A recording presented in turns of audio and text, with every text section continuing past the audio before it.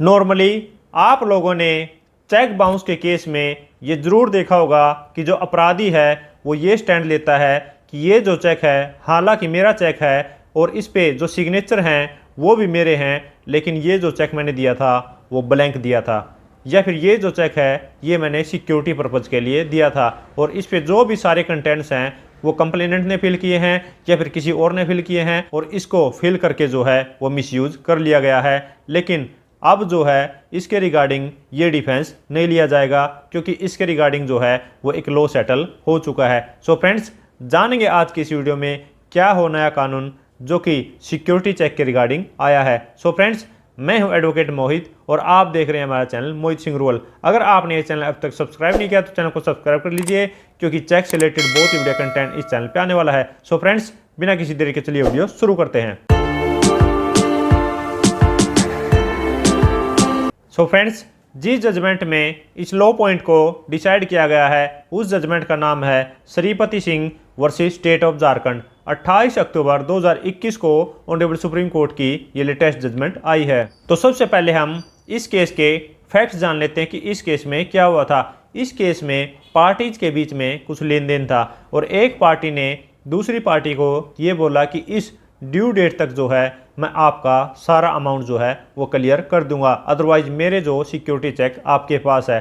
तो यहाँ पर उस ड्यू डेट तक उस पार्टी ने कोई भी अमाउंट जो है वो क्लियर नहीं किया। तो यहाँ पर जो सेकंड पार्टी थी, सेकंड पार्टी ने उसके सिक्योरिटी चेक को जो है वो प्रेजेंट कर दिया और वो जो सिक्योरिटी चेक है वो बाउंस हो गया। तो बाउंस होने के बाद जो है वो कंप्लेनेंट ने अपराधी को नोटिस दिया, तो नोटिस पर भी अपराधी ने कोई भी पेमेंट नहीं की। तो यहाँ पर कंप्लेनेंट ने अपराधी के खिलाफ एक केस डाल दिया। तो यहाँ पर मैजिस्ट्रेट ने कोग्निजेंस लेते हुए एक्यूज्ड को सम्मन किए और सम्मन होने के बाद जो है अपराधी उस केस में पेश हुआ और पेश होने के बाद उसने एक एप्लीकेशन लगाई डिस्चार्ज ऑफ द एक्यूज्ड कि मेरे को जो है इस केस से डिस्चार्ज किया जाए क्योंकि ये जो चेक मैंने दिया था वो इसको सिक्योरिटी पर्पज़ के लिए दिया था, इसने मिसयूज़ कर लिया है, तो मेरे को इस केस से डिस्चार्ज किया जाए। तो यहाँ पर मैजिस्ट्रेट ने उसकी इस एप्लीकेशन को रिजेक्ट कर दिया। तो यहाँ पर जो उसकी एप्लीकेशन है वो रिजेक्ट होने के बाद उस ऑर्डर से एग्रीड होकर जो है वो अपराधी पहुंच गया ऑनरेबल हाई कोर्ट में। ऑनरेबल हाई कोर्ट में उसकी इस एप्लीकेशन को अलाउ कर दिया गया कि ये जो सिक्योरिटी चेक था और इसको जो है वो डिस्चार्ज किया जाना चाहिए। तो यहाँ पर इस ऑर्डर से अब एग्रीड होकर कंप्लेनेंट जो है वो पहुंच गया फाइनली ऑनरेबल सुप्रीम कोर्ट में। तो यहाँ पर ऑनरेबल सुप्रीम कोर्ट में दोनों पार्टीज की तरफ से काफ़ी सारे आर्ग्यूमेंट्स हुए।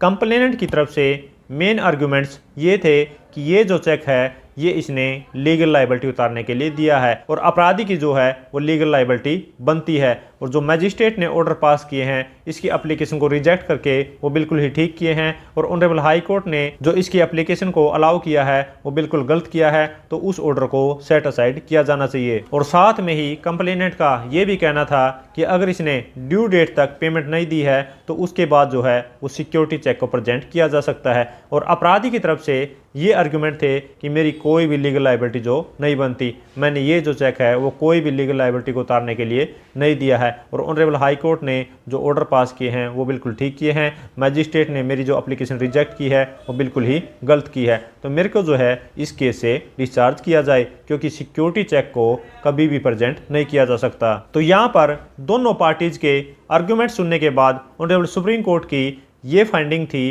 कि कंप्लेनेंट ने एक्यूज्ड को 2 करोड़ रुपए बिजनेस पर्पज़ के लिए दिए थे, ये प्रूव हो चुका है।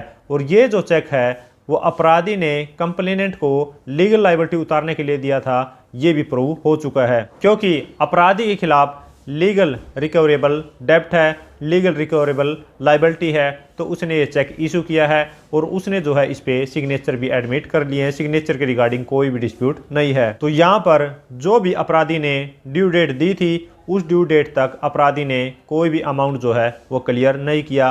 तो उस ड्यू डेट के बाद जो है वो कंप्लेनेंट ने उस चेक को प्रेजेंट किया है जो कि एक सिक्योरिटी चेक है। तो यहाँ पर उस चेक को जो है वो प्रेजेंट किया जा सकता है, उसमें कोई भी दिक्कत नहीं है क्योंकि अगर ड्यू डेट के बाद भी अगर सिक्योरिटी चेक को नहीं प्रेजेंट किया जा सकता तो उस चेक का पर्पज़ कुछ भी नहीं रहेगा। उसका जो मेन मोटिव है, मेन सोलो पर्पज़ है वो ख़त्म हो जाएगा क्योंकि सिक्योरिटी चेक देने का मतलब यही है कि अगर कोई भी ड्यू डेट है या फिर जिस डेट तक अमाउंट देना है, अगर उस डेट तक अमाउंट नहीं दिया जाता तो उस सिक्योरिटी चेक को प्रेजेंट किया जा सकता है, क्योंकि एक सेफ साइड है, ये एक सिक्योर साइड है। तो यहाँ पर ऑनरेबल सुप्रीम कोर्ट ने ये कहा कि जो सिक्योरिटी चेक है उसको प्रेजेंट किया जा सकता है, और अगर वो बाउंस हो जाता है तो यहाँ पर सेक्शन 138 NI एक्ट का ऑफेंस बनता है। तो ऑनरेबल सुप्रीम कोर्ट ने हाई कोर्ट के ऑर्डर को सेट असाइड कर दिया और जो मैजिस्ट्रेट का ऑर्डर था उसको रिस्टोर कर दिया। सो फ्रेंड्स, आशा करता हूं कि आप लोगों को समझ आ गया होगा कि जो एक्यूज्ड का डिफेंस है सिक्योरिटी चेक का, वो अब खत्म हो चुका है।